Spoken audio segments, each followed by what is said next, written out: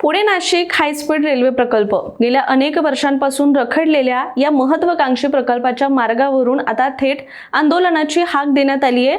हा मार्ग सरळ म्हणजेच मूळ आराखड्यानुसार व्हावा या मागणीसाठी येत्या 9 ऑगस्टला म्हणजेच क्रांती दिनी नाशिक पुणे महामार्गावर एकाच ठिकाणी सगळीकडे चक्काजाम आंदोलनाची घोषणा जी आहे ती आमदार सत्यजित तांबे यांनी केली आहे। शिवाय त्यांनी हे आंदोलन कोणत्याही राजकीय पक्षाचं किंवा एखाद्या नेत्याचं नसून सर्वसामान्य नागरिकांचं आंदोलन असल्याचं देखील म्हटलंय। त्यामुळे आता नाशिक पुणे रेल्वेचा प्रश्न पुन्हा एकदा चर्चेच्या केंद्रस्थानी आलाय।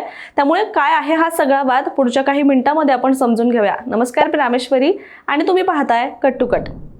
नाशिक पुणे रेल्वे मार्गाच्या मुद्द्यावरून आता पुन्हा एकदा मोठं आंदोलन उभं राहिलंय। नाशिकहून पुण्याला जाणारी रेल्वे संगमनेर मार्गेच झाली पाहिजे या मागणीसाठी येत्या 9 ऑगस्टला म्हणजेच क्रांती दिनी पुणे नाशिक महामार्गावर विविध ठिकाणी चक्काजाम आंदोलन करण्यात येणार आहे। आमदार सत्यजित तांबे यांनी या आंदोलनाची घोषणा केली असून सकाळी 9 वाजता एकाच वेळी विविध ठिकाणी हे आंदोलन करण्यात येणार असल्याचं देखील त्यांनी सांगितलेलं आहे। विशेष म्हणजे हे आंदोलन कोणत्याही एका राजकीय पक्षाचं किंवा एखाद्या नेत्याच्या नेतृत्वाखाली होणार नाहीये, तर सर्वसामान्य नागरिकांचं हे आंदोलन असेल अशी भूमिका देखील सत्यजित तांबे यांनी मांडली आहे। त्यामुळे गेल्या अनेक वर्षांपासून रखडलेल्या नाशिक पुणे रेल्वेचा प्रश्न आता पुन्हा एकदा रस्त्यावर येणार आहे। दरम्यान सत्यजित तांबे यांनी नागरिकांना या आंदोलनामध्ये मोठ्या संख्येने सहभागी होण्याचं देखील आवाहन केलंय आणि याबद्दल त्यांनी असं म्हटलंय की रेल्वे सारखे मोठे प्रकल्प एखाद्या भागामध्ये 100 वर्षातून एकदा येतात। आता जर हा प्रकल्प इथून गेला तरी पुढील 100-200 वर्ष असा प्रकल्प काही येणार नाही। त्यामुळे उद्याच्या पिढीसाठी आजच्या पिढीने उभं राहणं अत्यंत गरजेचं आहे आणि म्हणूनच नाशिक पुणे रेल्वेचा सरळ मार्ग कायम ठेवण्यासाठी आता सरकारवर जनदबाव निर्माण करण्याची सुद्धा गरज आली आहे। याशिवाय पुणे नाशिक महामार्गावरील वाढता वाहतूक कोंडीचा प्रश्न सुद्धा त्यांनी अधोरेखित केलाय।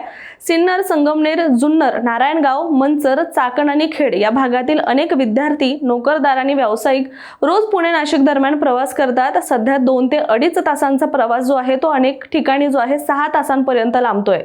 खराब रस्ते आणि वाढती वाहतूक यामुळे प्रवाशांना मोठ्या गैरसोयींचा देखील सामना करावा लागतोय असा मुद्दा सुद्धा त्यांनी यावेळी मांडलेला आहे। शिवाय आपण जाणतो की नाशिक आणि पुणे ही महाराष्ट्रातील 2 महत्त्वाची शहर आहेत। नाशिक हे शेती, उद्योग आणि व्यापारासाठी महत्त्वाचं केंद्र आहे, तर पुणे हे शिक्षण, IT, उद्योग आणि रोजगाराचं मोठं केंद्र सुद्धा आहे।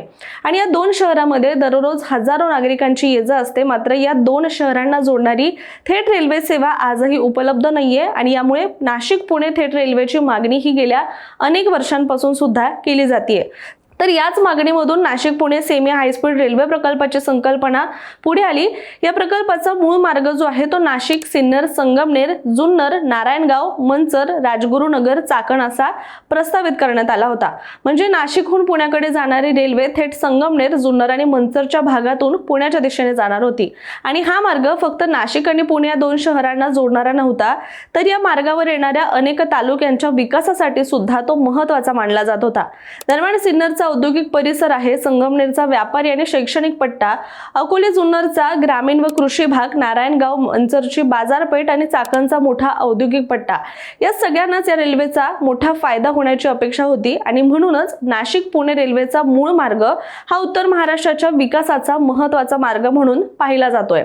या मार्गासाठी सर्वेक्षण झालं, आराखडा तयार झाला आणि भूसंपादनाच्या प्रक्रियेबाबत सुद्धा हालचाली सुरू झाल्या। त्यामुळे अनेक वर्षांपासून या भागातील नागरिकांना आता रेल्वे प्रत्यक्षात येईल अशी काहीशी अपेक्षा सुद्धा निर्माण झाली।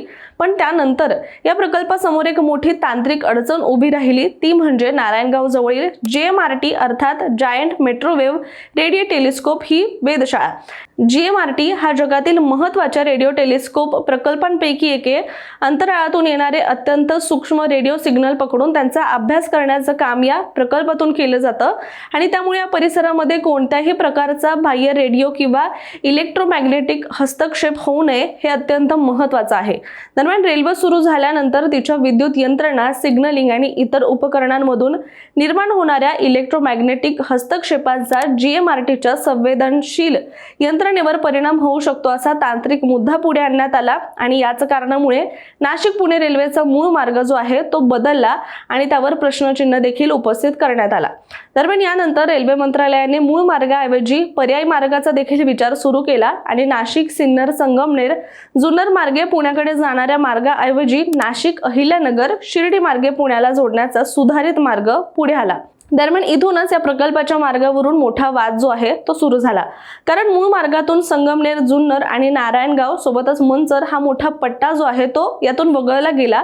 मात्र नवीन मार्गामुळे या भागाचा रेल्वे कनेक्टिव्हिटीचा फायदा कमी होण्याची मोठी शक्यता सुद्धा निर्माण झाली आणि त्यामुळे संगमनेर आणि आसपासच्या भागातून या बदलाला तीव्र विरोध सुद्धा सुरू झाला.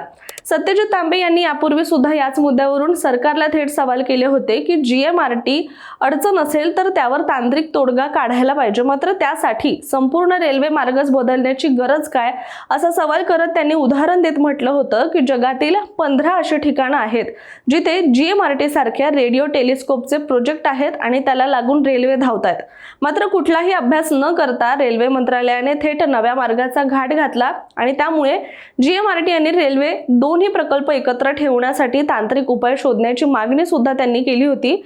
याचबरोबर तांत्रिक कारण जरी GMRTचं सांगितलं जात असलं तरी सुद्धा या मार्ग बदलामागे किंवा या सगळ्या प्रकल्पामागे राजकीय हस्तक्षेप आणि श्रेयवादाचं मोठं राजकारण असल्याचा आरोप काही लोकप्रतिनिधींनी केला होता. विशेषतः अहिल्यानगर आणि शिर्डी मार्गे रेल्वे नेण्याच्या निर्णयावरून हा आरोप करण्यात आला होता.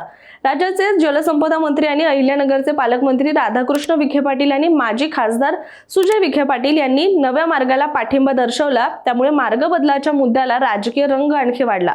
दुसरीकडे खासदार अमोल कोल्हे, खासदार राजाभाऊ आजे, निलेश लंके, भाऊसाहेब वागचौरे, आमदार सत्यजित तांबे यांच्यासह अनेक लोकप्रतिनिधींनी मूळ मार्गाचीच कायम बाजू घेतली आणि त्या मार्गाला पाठिंबा दिला.